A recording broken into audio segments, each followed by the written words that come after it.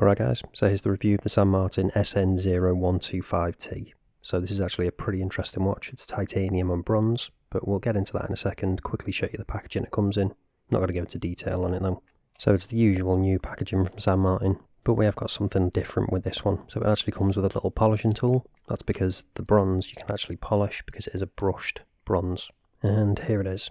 So not something you see on AliExpress watches too often, titanium and bronze together. In fact, I can't think of any other ones. If you do know, let me know down in the comments. But before we get into that, let's go over the dimensions. So we've got a diameter of 42mm, thickness of 13.3, lug width of 22, and then the all-important lug to lug is coming in at 51.7, but that does actually wear better than that would suggest, because we've got a pretty nice curvature to those lugs, as you can see.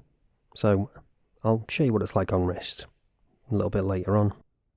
So, as I've mentioned, it is a titanium and bronze watch predominantly. And when it comes to the strap, we've got an FKM rubber strap, which is a really nice one. So, quickly show you that. And it is a really comfortable strap. FKM rubber straps are obviously the best ones I've tested out. So, really soft, really supple. We've got the San Martin branding on the back of that. And when it comes to the buckle, we've got the signed San Martin buckle as well. This is actually stainless steel, but it is sandblasted to match the titanium case. Got a really nice detailing on that. And as I say, it pretty much matches. Would have been nicer if it was titanium, but at least they match the finish. And when it comes to that bezel, that has actually got a brushed finish, as I alluded to earlier. So let's get a zoom in on the dial and talk about that in a bit more detail. So we've got applied indices and an applied logo, and they've actually got a goldy kind of colour around the outside, and the logo is like a gold kind of colour as well. So matching that bronze bezel, at least before it starts to patina anyway. So really nicely done. You might have noticed one slight issue though when it comes to the dial. We don't actually have any minute markers, so you're not going to be able to get the most accurate time. So that could put some people off. And when it comes to that dial, not sure if this will come up on camera, I'll probably chuck in some macro, but we have actually got a textured dial on this, which is a really nice touch. When it comes to text on the dial, there's not a lot, there's just that automatic 200 metre, 660 feet, just above the 6. So get a closer look at those indices, and as you can see, really nicely finished as I said. When it comes to that bezel, you can see the Lume pip isn't applied or inset, it is actually just printed on. So we'll check out the Lume in a bit, see if that's affected. In terms of the rest of the bezel, really nicely finished. And you can see, got a tiny bit of patina on it already. But I'm interested to see how that's going to change over time. And I'll probably do a follow-up video or post or something. So when it comes to that crown, that is actually titanium as well, which makes it even more unusual, the fact that the buckle isn't. But I do like they've made the crown titanium too. And you can see we've got that San Martin logo on there, the hexagonal one. And you can also see we've got little screws for the spring bars if you do want to change out that strap. You can also see that nice case shape as well. Kind of reminiscent of Panerai or something. And when it comes to the case back, that is sterile, but it is also titanium again. So fully titanium case, titanium crown. And obviously that bezel is bronze.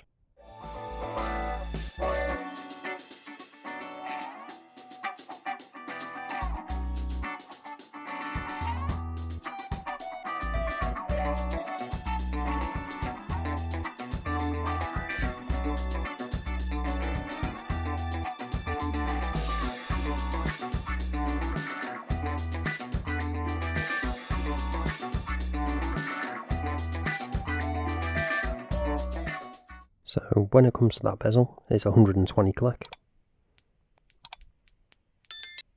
And it's got a really nice action on it, really smooth. And as you can see, no back play at all. And when it comes to alignment, it is spot on. No issues there. This is something you've come to expect with San Martin. The attention to detail is normally pretty spot on. So now, let's check out whether we've actually got sapphire crystal. Using the trusty diamond selector too. And yep, we've got sapphire crystal, which is always good to see. And again, pretty much the norm for San Martin watches. And as you've probably noticed, we've actually got a little bit of AR on that. So now let's talk about the movement on this. And as you probably expected, yep, it's an NH35. So screw down crown. It is a really nice grippy crown as well. So no issues with that. So pop it out once. We've actually got a ghost date position for the date.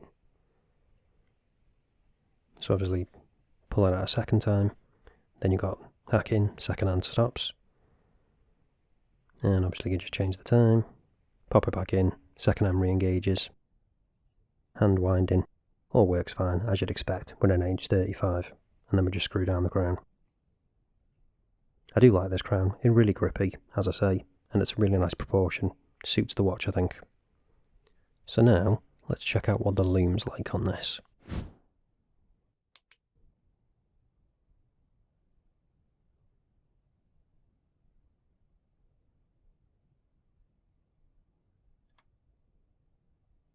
And there we go. So we've actually got that green C3 glow, and as you'd expect, it is a good amount of lume on there. No patchiness, no inconsistency across the hands or the indices. And surprisingly as well, that lume pip is actually really bright, despite it not being applied or inset. So that is a nice bonus. San Martin never disappoint when it comes to lume, at least in my experience. If you've had any San Martin watches that haven't got good lume, do let me know down in the comments. It'd be interesting to know which watches, because I've had quite a lot on the channel, as you've probably seen, and they're always really good lume.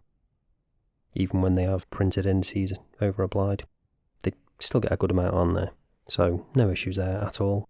So as you can probably tell, I'm really liking this watch. I just like the interesting combination of titanium and bronze, not something I've seen before. And if you're interested in picking one up, I've actually got a discount code. I'll leave it down in the description because I haven't finalised it yet.